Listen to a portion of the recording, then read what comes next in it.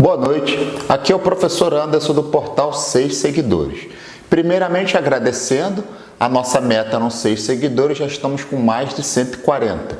Lembrando que o nosso canal ele é importante para a gente conhecer um pouquinho mais de história. Então é dirigido aos estudantes do ensino médio e para quem gosta de história. Vamos falar um pouco, tendo em vista esses problemas que nós tivemos aí com Bolsonaro, os apoiadores dele apoiando uma tentativa, de repente, de um fechamento do Congresso, um golpe de Estado. Vamos falar um pouquinho sobre os problemas que nós temos no Brasil com relação ao poder, com relação aos golpes de Estado. Os golpes de Estado geralmente são rupturas institucionais em que você tira o mandatário. No caso, o imperador, o presidente da República, e muitas vezes esses processos podem ser por vias legais ou não. Então, começando a falar um pouco sobre essa questão de golpes de Estado, a gente tem que lembrar sempre do Império Brasileiro. Nós tivemos dois imperadores, Dom Pedro I e Dom Pedro II. Dom Pedro I, à medida que ele proclama a independência do Brasil, em que ele afasta a elite portuguesa e passa a governar o Brasil, ele tem a vontade de realizar a primeira Constituição brasileira, em 1823. No entanto, com os choques entre liberais e conservadores e a questão dos desentendimentos políticos, Dom Pedro I entende que ele precisa tomar alguma providência. Ele, na verdade, fecha o Congresso e outorga. Ele cria uma Constituição com pessoas inteiramente ligadas ao seu círculo político. Então podemos dizer que essa foi a primeira ruptura institucional em que você impõe uma Constituição. Não necessariamente você tem a retirada de Dom Pedro I do poder. Na verdade, ele multiplica os seus poderes, inclusive com poder moderador. Tinha o poder executivo, legislativo, que seriam os deputados e senadores, o judiciário, e o poder moderador, que era ele, que na verdade decidia tudo com poderes ditatoriais. E falando mais um pouco da questão do Império Brasileiro, nós temos a saída de Dom Pedro I. Só que quando Dom Pedro resolve voltar a Portugal, Dom Pedro II ainda era menor de idade, tinha por volta de 5 anos. Automaticamente, o governo regencial, um grupo de pessoas, lideranças políticas, tocaram os destinos da nação, enquanto Dom Pedro II ainda era uma criança. Com as crises aumentando cada vez mais no período regencial, essa elite brasileira, em algum momento, ela se sente no dever de antecipar a maioridade de Dom Pedro II. Lembrando que a maioridade do imperador, ela só se dava aos 18 anos. No entanto, quando perceberam que precisavam fazer algum tipo de mudança, de ruptura, eles encontraram uma maneira de antecipar essa maioridade, que pode se considerar também uma ruptura, um desrespeito às leis à época. Aí agora nós vamos avançar um pouco e falar da proclamação da República, quando deixamos de ser império e passamos a ser uma república. Muitos acreditam o fim do império, a questão principalmente do fim da escravidão, onde a elite agrária, escravocrata, insatisfeita pelo fato de ter abolido a escravatura, ela de alguma forma pressiona para que o Império Brasileiro acabe.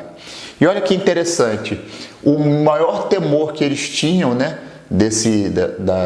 da questão da migração do governo imperial para o governo republicano, era que de alguma forma a população ela se revoltasse. Então houve um acordo entre elites para que Dom Pedro II retornasse a Portugal e pudesse ter a República Brasileira. Marechal Deodoro, na verdade, ele dá um golpe de Estado. Ele lá na Praça da República, junto com outros militares de alta patente, proclama a República Brasileira. Inclusive, isso foi feito na Praça da República, no centro do Rio, e vários lugares em homenagem à República que nasceu. Vários lugares no Brasil têm a sua Praça da República. E o governo de Deodoro, ele começa. E a partir do momento que ele se vê de alguma forma insatisfeito em continuar governando o Brasil, ele continua como presidente, e a partir do momento que ele começa a ter problemas financeiros, problemas políticos dentro do seu governo, ele resolve de alguma forma continuar. E aí toda a marinha ela se revolta contra Deodoro, vira os canhões em direção ao Rio de Janeiro, exigindo a sua renúncia. Deodoro é obrigado a renunciar.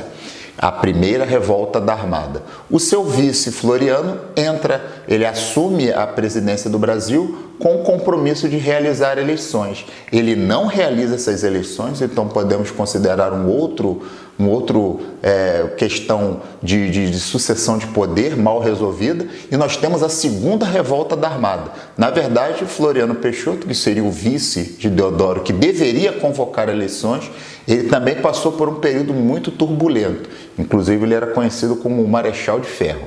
Então, vocês vejam que constantemente o Império e a República que nasceu, ela passa por constantes conflitos, principalmente nessa questão de sucessão de poder constituinte. E agora a gente fala também, seria o início de Deodoro Floriano da República Velha, que foi aquela política de governadores, São Paulo e Minas Gerais, a oligarquia cafeeira, né, que eram os grandes proprietários de café que dominavam a política brasileira.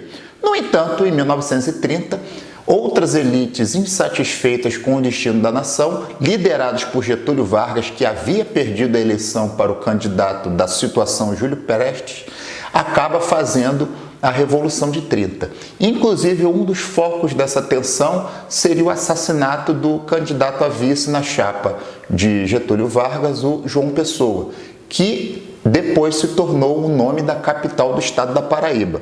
Inclusive, temos aqui uma camisa, né, que representa a bandeira do estado da Paraíba com a palavra nego. Quando João Pessoa, ele negou a traição a Vargas e permaneceu ao lado dele na campanha presidencial. Inclusive dizem que o assassinato de João Pessoa foi um dos motivos que inflamou os revolucionários ou os golpistas de 1930.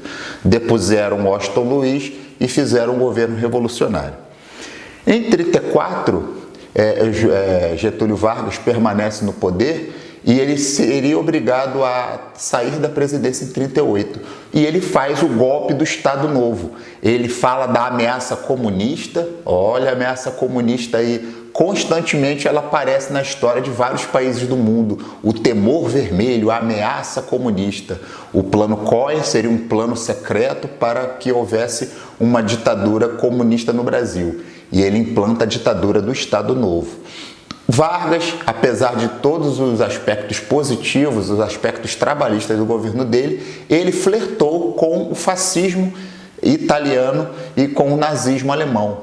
Ele acaba rompendo durante a Segunda Guerra Mundial, que foi de 1939 até 1945, ele se vira ao lado dos aliados, né, ingleses e americanos, e em 1945 ele é convidado a se retirar do poder. E olha que interessante, você tem mais uma ruptura institucional, em que Vargas deveria fazer o seu sucessor de forma natural e ele é convidado ou pressionado a se retirar. Realmente ficou meio complicado. O Brasil varguista com tendências fascistas que vai ao lado das democracias, as democracias ocidentais ganham a guerra contra Hitler, Japão e seus aliados, e você perdeu até o motivo pelo qual Vargas permaneceria. Mas ele foi convidado e pressionado a se retirar pelos militares. E nós temos a quebra institucional mais radical da história do Brasil, que foi a Revolução ou o golpe militar de 1964, em que, temendo uma ameaça comunista, olha a ameaça comunista de novo aí, né? João Goulart poderia de alguma forma estar sendo pressionado por uma república sindicalista brasileira, pelo fato de estar propondo reforma agrária, estar propondo aumentos reais no salário mínimo, aumentos de até 100%. Então, ele, a partir do momento que se torna uma ameaça a essas elites, ele é retirado e os militares ficam. Na verdade, a ideia dos militares era ficar por 2 ou 3 anos e convocar novas eleições. Eles acabaram ficando de 1964 até 1985.